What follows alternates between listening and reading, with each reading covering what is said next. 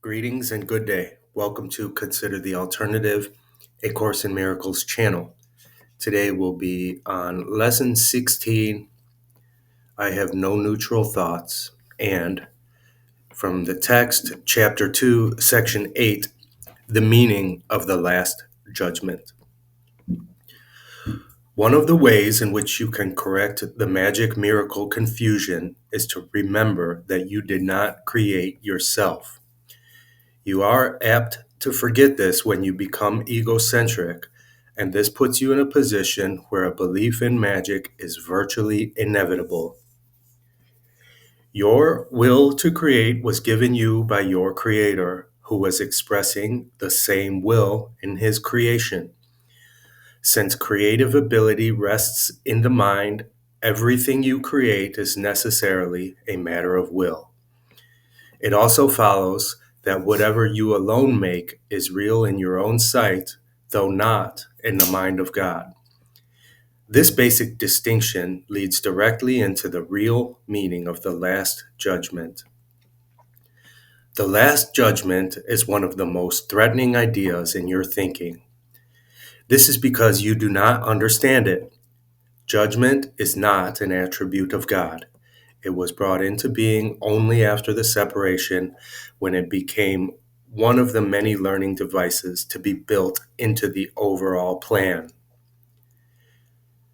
Just as the separation occurred over millions of years, the Last Judgment will extend over a similarly long period, and perhaps an even longer one. Its length can, however, be great and short. Its length can, however, be greatly shortened by miracles, the device for shortening but not abolishing time. If a sufficient number become truly miracle-minded, this shortening process can be virtually immeasurable. It is essential, however, that you free yourself from fear quickly, because you must emerge from the conflict if you are to bring peace to other minds. The Last Judgment is generally thought of as a procedure undertaken by God. Actually, it will be undertaken by my brothers with my help. It is a final healing rather than a meting out of punishment. However much you may think that punishment is deserved. Punishment is a concept totally opposed to right-mindedness. And the aim of the Last Judgment is to restore right-mindedness to you. The Last Judgment might be called a process of right evaluation. It simply means that everyone will finally come to understand what is worthy and what is not. After this, the ability to choose can be directed rationally. Until this distinction is made, however, the vacillations between free and imprisoned will cannot but continue. The first step toward freedom involves a sorting out of the false from the true. This is a process of separation in the constructive sense and reflects the true meaning of the apocalypse. Everyone will ultimately look upon his own creations and choose to preserve only what is good, just as God himself looked upon what he had created and knew that it was good. At this point, the mind can begin to look with love on its own creations because of their worthiness. At the same time, the mind will inevitably disown its own miscreations, which, without belief, will no longer exist. The term Last Judgment is frightening not only because it has been projected onto God, but also because of the association of last with death. This is an outstanding example of upside-down perception. If the meaning of the Last Judgment is objectively examined, it is quite apparent that it is really the doorway to life. No one who lives in fear is really alive. Your own Last Judgment cannot be directed towards yourself because you are not your own creation. You can, however, apply it meaningfully and at any time to everything you have made, and retain in your memory only what is creative and good. This is what your right-mindedness cannot but dictate. The purpose of time is solely to give you time to achieve this judgment. It is your own perfect judgment of your own perfect creations. When everything you retain is lovable, there is no reason for fear to remain within you. This is your part in the atonement. The meaning of the Last Judgment. Lesson 16 from the workbook. I have no neutral thoughts. The idea for today is a beginning step in dispelling the belief that your thoughts have no effect. Everything you see is the result of your thoughts. There is no exception to this fact. Thoughts are not big or little, powerful or weak. They are merely true or false. Those that are true create their own likeness. Those that are false make theirs. There is no more self-contradictory concept than that of idle thoughts. What gives rise to the perception of a whole world can hardly be called idle.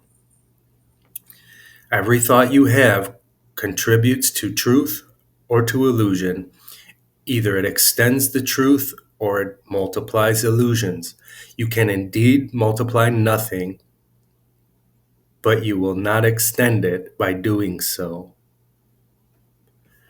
Besides your recognizing that thoughts are never idle, salvation requires that you also recognize that every thought you have brings either peace or war, either love or fear. A neutral result is impossible because a neutral thought is impossible. There is such a temptation to dismiss fear thoughts as unimportant, trivial, and not worth bothering about that it is essential you recognize them all as equally destructive but equally unreal. We will practice this idea in many forms before you really understand it. In applying the idea for today, search your mind for a minute or so with eyes closed and actively seek not to overlook any little thought that may tend to elude the search. This is quite difficult until you get used to it. You will find that it is still hard for you not to make artificial distinctions. Every thought that occurs to you, regardless of the qualities that you assign to it, is a suitable subject for applying today's idea. In the practice periods, first repeat the idea to yourself, and then, as each one crosses your mind, hold it in awareness while you tell yourself, this thought about blank is not a neutral thought. That thought about blank is not a neutral thought. As usual, use today's idea whenever you are aware of a particular thought that arouses uneasiness. The following form is suggested for this purpose. This thought about blank is not a neutral thought because I have no neutral thoughts. 4 or 5 practice periods are recommended. If you find them relatively effortless, 4 or 5 practice periods are recommended if you find them relatively effortless. If strain is experienced, 3 will be enough. The length of the exercise period should also be reduced if there is discomfort.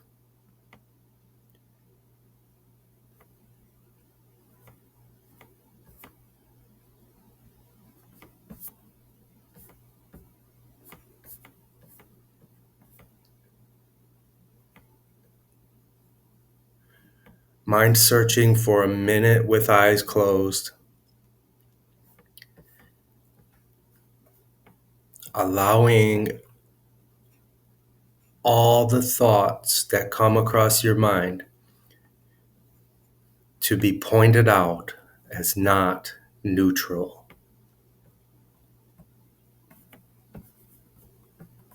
So it says um, a minute of mind searching.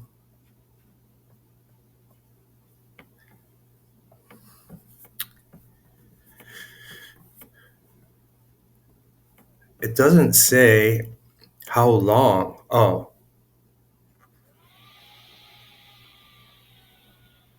it just says practice periods, and it doesn't say how long to do them. But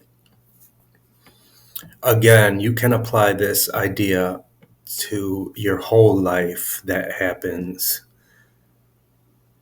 It's like this. What is it like to have a human experience? This is it. This is everything from the mind.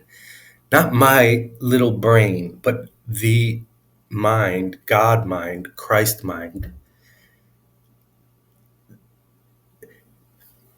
The moment he thought, I wonder what separation would be like. Shattered. And here we are. Now we know, but we're all still part of that original mind. So though that's who you are. When it's talking about everything you see as the result of your thoughts, it's not talking about me, my little personal body. It's talking about the big mind. Okay, do your practice period. Do your practice your lessons 3 to 5, whatever times today, but do them officially because this is going to train the mind subconsciously. You don't even have to understand what any of this means, but as long as you do the exercises, you will find out what it all is about. Thank you for being here. I love you. I'll see you tomorrow.